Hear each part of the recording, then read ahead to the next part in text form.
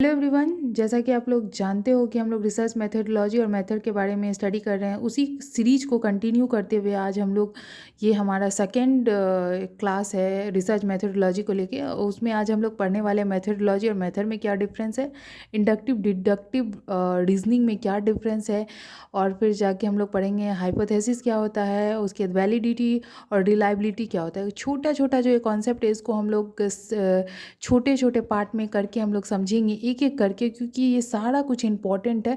Paper 2 के लिए ही सिर्फ नहीं, पेपर 1 के लिए भी इम्पॉर्टेंट है, क्योंकि आप जानते हो पेपर 1 में भी रिसर्च एप्टीट्यूड वाले चैप्टर में ये सारा कुछ आपको पढ़ना है। तो इसीलिए इस चीज़ को डिटेल में पढ़ो, क्योंकि दोनों साइड आपको दोनों चीज़ में है ना हेल्पफुल होगा। तो इसीलिए मैं सारे चीज़ को पार्ट बाय पार्ट डिवाइड करके इस चीज़ को लाई हूँ। तो स्टार्ट करते हैं।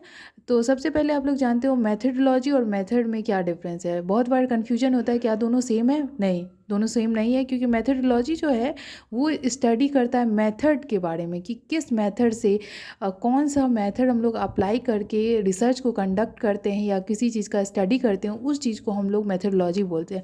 और ऐसे बोल सकते हैं कि ऐसा फिलॉसफी जो कि बेस्ड हो किसी मेथड पे, उसको हम लोग मेथडोलॉजी कहते हैं। ठीक है। उसके बाद मेथड क्या है, एक प्रोसीजर और टूल्स जिसके हेल्प से हम लोग कलेक्ट करते हैं डाटा को, एनालाइज करते हैं। ऐसा टूल्स जो कि हम लोग डाटा को कलेक्ट एनालाइज करने के लिए जब यूज करते हैं, तो उस टूल्स और प्रोसीजर को हम लोग मेथड कहते हैं। बहुत सारा मेथड यूज करके आप जानते हो कि हम लोग रिसर्च कंडक्ट करते हैं, क्वांटिटेटिव क्वालिटेटिव, ये सब मेथड का यूज करके हम लोग डाटा को कलेक्ट करते हैं और उसके बाद एनालाइज करने की कोशिश करते हैं। अब हम लोग स्टडी करेंगे इंडक्टिव डिडक्टिव के बारे में। डिडक्टिव रीजनिंग जो है वो अरिस्टोटल ने दिया है, और इंडक्टिव रीजनिंग जो है बेकन ने दिया है, फ्रांसिस बेकन। आप जानते हो इंपॉर्टेंट थिंकर हैं सोशियोलॉजी में। उसके बाद डिडक्टिव रीजनिंग जो है वो इन्वॉल्व करता है, ये जो है वो जनरल से पर्टिकुलर की ओर जाता है। ऐसा इसलिए क्योंकि स्टार्टिंग जो होता है वो थ्योरी से होता है, और लास्ट में आप देखोगे कि कंक्लूजन होता है। थ्योरी से का मतलब, एक मैं एग्जांपल आप लोगों को देती हूँ। जैसे मैं बोलूँ कि ऑल मैन आर मॉर्टल, ठीक है, और Ram is a man therefore Ram is a मॉर्टल। तो यहाँ आप देख रहे हो पहला प्रीमाइस जो है वो ऑल है, यूनिवर्सल इसका ये है क्वालिटी है।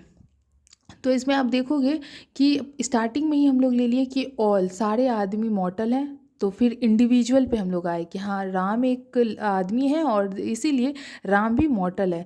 तो इस केस में आप लोग देख रहे होंगे कि हम लोग पहले ही जनरल थ्योरी ले ली और उसके बाद हम लोग पर्टिकुलर की ओर गए।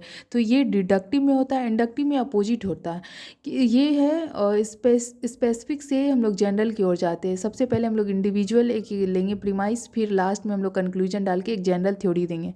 ठीक है।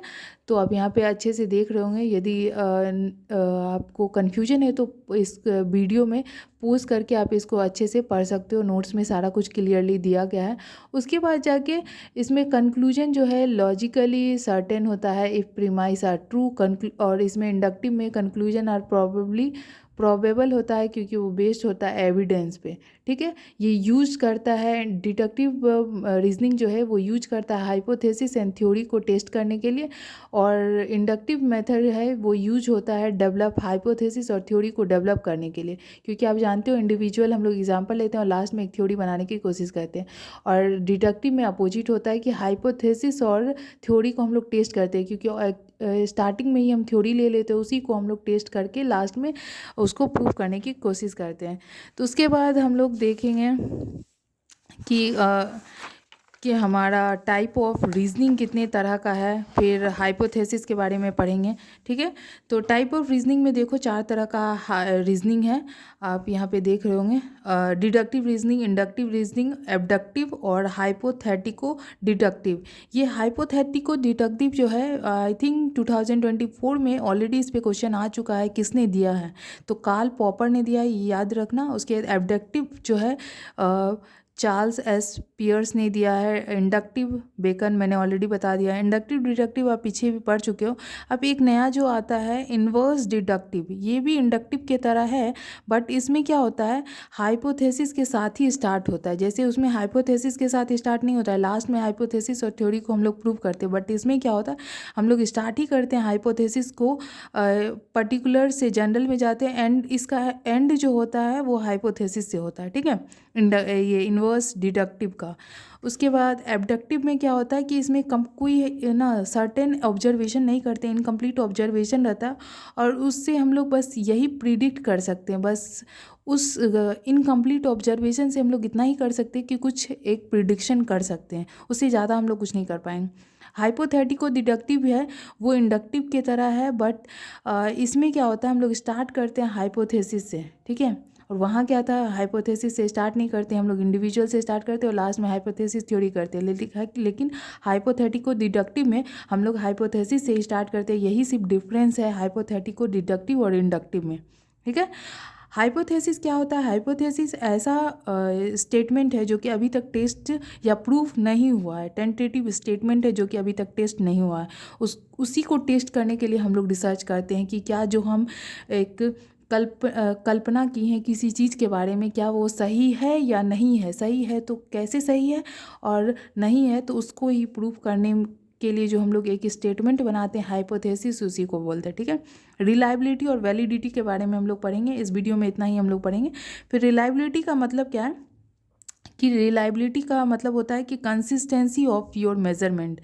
लाइक यदि आप कुछ मेजर कर रहे हो, ठीक है, आप पानी बॉईल कर रहे हो 100 डिग्री पे, यदि कोई और आदमी पानी को बॉईल कर रहा है, 4-5 ऐसे आदमी जो सब पानी को गर्म कर रहे हैं, तो सबका यदि 100 डिग्री पर बॉईल हो रहा है तो इसका मतलब उसका रिजल्ट जो है रिलायबल है, क्योंकि वो कंसिस्टेंस है। आप कीजिए, कोई और करे, सबका क्या है, रिजल्ट कंसिस्टेंस है, ठीक है। वैलिडिटी का मतलब होता है एक्यूरेसी, कि आप जो आप मेज़र करने गए थे वही मेज़र कर रहे हैं या नहीं। जैसे बहुत बार क्या होता है, रिसर्चर रिसर्च करने जाते हैं और वहाँ पे इंटरव्यू या डाटा कलेक्ट करने के टाइम में वो करने कुछ और जाते हैं, बट वो डाइवर्ट हो जाते हैं। वो आपको डाइवर्ट नहीं होना है, जिस चीज़ के लिए आप गए हैं रिसर्च करने के लिए, उस चीज़ एक्यूरेटली आपको वही चीज़ को उसी चीज़ का डाटा कलेक्ट करना है और उसी चीज़ को मेजर करना है।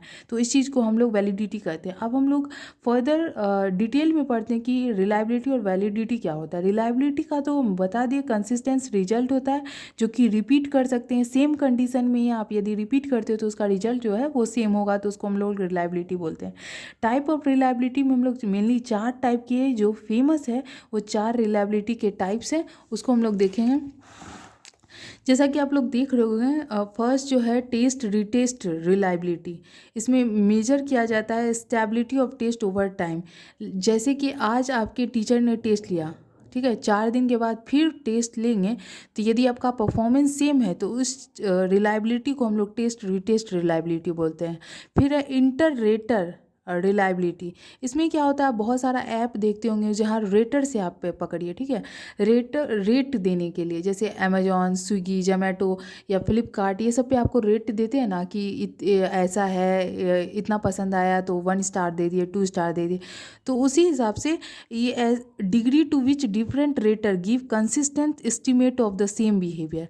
जैसे 5-6 आदमी हैं, ठीक है, और आप कुछ एक बिहेवियर आप समझ लीजिए या फिर कुछ ऐसा आप टेस्ट दिए, ठीक है, और सारे लोग, जैसे यहाँ 5 स्टूडेंट है और 5 स्टूडेंट ने एक एग्ज़ाम दिया, और एग्ज़ाम देने के बाद सारे लोग का जो रेट है वो सेम है, सब बोल रहे हैं कि मॉडरेट है, मॉडरेट है, मॉडरेट है। तो इस टाइप की रिलायबिलिटी को इंटर रेटर रिलायबिलिटी बोलते हैं। फिर है इंटरनल रिलायबिलिटी। इंटरनल रिलायबिलिटी का मतलब होता है कि आप जो extend to which the measure is consistence within itself, अपने आप में ही वो हर बार सेम रिजल्ट दे और कंसिस्टेंस रहे, इस तरह की रिलायबिलिटी को हम लोग इंटरनल रिलायबिलिटी बोलते हैं। फिर है फोर्थ पैरेलल फॉर्म रिलायबिलिटी। ये ऐसा फॉर्म ऑफ रिलायबिलिटी है use to access the consistency of the result of 2 test. How consistent test score are likely to be if the person take 2 or more forms of result।